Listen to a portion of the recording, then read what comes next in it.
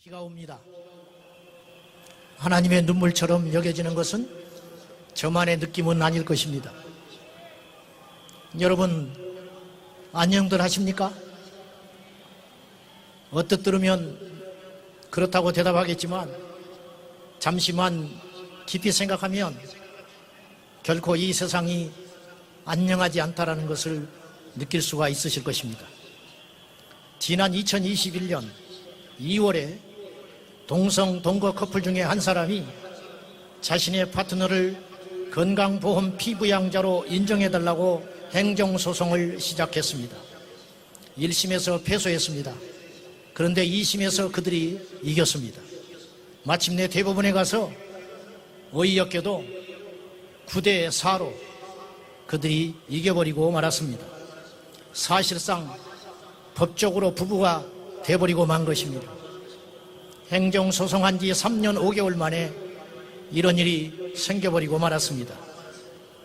그 뒤로 기다렸다는 듯이 지난 10월 11일 11쌍의 동거 커플이 서울가정법원에 소송을 시작했습니다. 이런 일들을 저희가 우려스럽게 바라봐야 하는 이유는 미국이 사법부가 뚫린 후에 정확히 2년 후에 동성결혼 합법화가 이루어졌습니다. 앞으로 소송하고 2년 3년이 걸릴 것인데 그 결과와 판도에 따라서 그리고 그 전에 입법부에서 어떤 일을 자행할지는 누구도 장담할 수 없습니다. 그래서 오늘 우리가 여기에 모인 것입니다. 포괄적 차별금지법과 동성결혼 합법화가 이미 제정된 미국이나 서구 국가에서는 기독교 신앙의 자유가 억압당하고 미국 감리교 목사인 강현중 목사님은 17년 동안 목회하던 교회에서 동성애를 반대했다는 이유 하나만으로 해임당하는 일이 있었습니다. 캘리포니아 한 어머니는 자신의 딸이 성전환을 하려는 것을 반대했다는 이유로 친권을 박탈당하고 딸은 위탁시설에 격리되는 일이 발생하고 있습니다. 이런 이야기를 하려면 끝도 없습니다.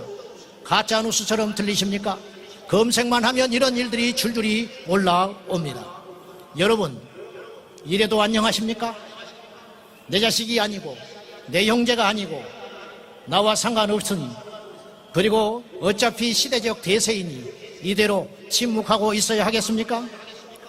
댐이 터지기 직전인데 댐 아래에서 고기나 한가롭게 잡고 있다면 어리석은 소리 들을 것입니다. 왜 이런 세상이 되어갑니까? 그것은 과거 엘리야 시대처럼 하나님의 말씀을 버리고 우상을 따랐기 때문인 것입니다. 먼저 하나님의 말씀을 마땅히 지켜야 할 우리들을 돌아봐야 하겠습니다. 제 자신부터 하나님의 말씀을 떠났는지 아니면 하나님의 말씀과 세상을 양다리 걸친 신앙인은 아닌지 오늘 우리가 깊이 성찰해야 되겠습니다. 우리가 세상을 꾸짖기 전에 동성애자를 죄라고 말하기 전에 엘리야가 갈멜산에 올라 무너진 하나님의 제단을 먼저 수축하고 기도했듯이 오늘 우리의 예배 삶을 돌아보며 우리의 생활들을 돌아보면서 하나님 앞에 깊이 회개하고 하나님께 애통의 눈물을 흘리는 오늘 이 시간 저와 여러분 되기를 예수님의 이름으로 축원합니다. 세상이 약해지고 무서워진 이유는 바로 우상을 따르기 때문입니다. 우상은 하나님보다 귀히 여기는 것, 하나님보다 더 즐거워하는 것입니다. 단언코 제가 말하는 건데 이 시대는 하나님보다 쾌락을 더 사랑합니다. 그리고 말할 것 없이 그 쾌락의 중심에는 동성애를 비롯한 성적 일탈들이 있습니다. 손가락질을 받지 않고 마음대로 짐승처럼 살고 싶어서 반대 목소리를 내지 못하도록 하는 것이 바로 포괄적 차별금지법의 실체 아니겠습니까? 그 법을 제정시킨 서구의 나라들을 보십시오. 대다수의 사람들은 혐오와 차별, 인권이라는 미명 아래 자신들의 표현의 자유를 억압당하고 있습니다. 오늘 우리는 그런 위기 상황 속에 엘리야처럼 이곳에 모여야 했습니다. 거대한 권력 집단 이세벨의 비호 속에 온 이스라엘을 미혹하는 바알과 아세라 선지자 850명과 맞서기 위해서 오늘 우리가 이 자리에 있는 것입니다. 오늘 우리의 모임을 세상은 비웃고 있을 것입니다. 이렇게 많은 분들이 모여서 소리를 내어도 오늘 저녁 메인 뉴스에 다루지도 않을 것입니다. 다룬다 할지라도 보수 기독교 단체가 모여서 일부 모여서 시내에서 한복판에 집회를 함으로 교통체증으로 고통을 겪었다는 소리만 하게 될 것입니다. 만약에 100만 명이 동성애를 지지하는 사람들이 모였다면 메인 뉴스로 도배를 하게 될 것이고 전 세계 외신들이 주목하게 될 것입니다. 우리는 포괄적 차별금지법이 통과되지 않았음에도 불구하고 엄연히 차별을 받고 있는 지경에 있는 것입니다. 여러분, 무엇이 두렵습니까? 평판이 두렵습니까? 언론의 보도가 두렵습니까?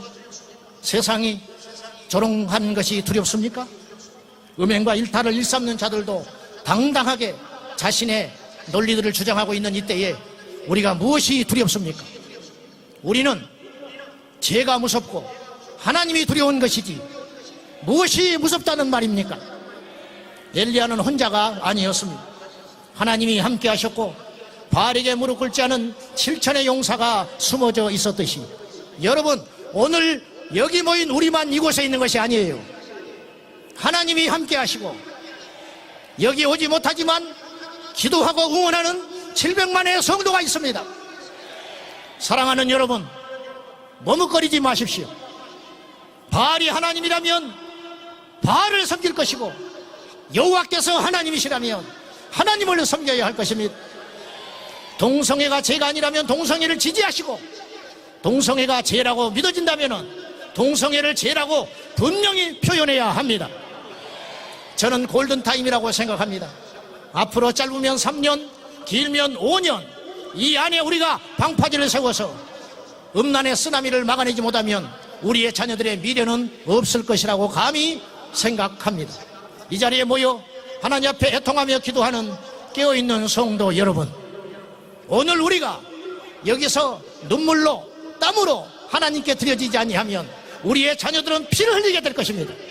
오늘 우리가 여기서 조롱당해야만 우리가 세상의 손가락질을 받고더라도 하나님께 기도하고 이 포괄적 차별금지법과 동성결혼 합법화를 막아내야만 우리 자녀들은 창날을 받지 않게 되리라고 믿습니다.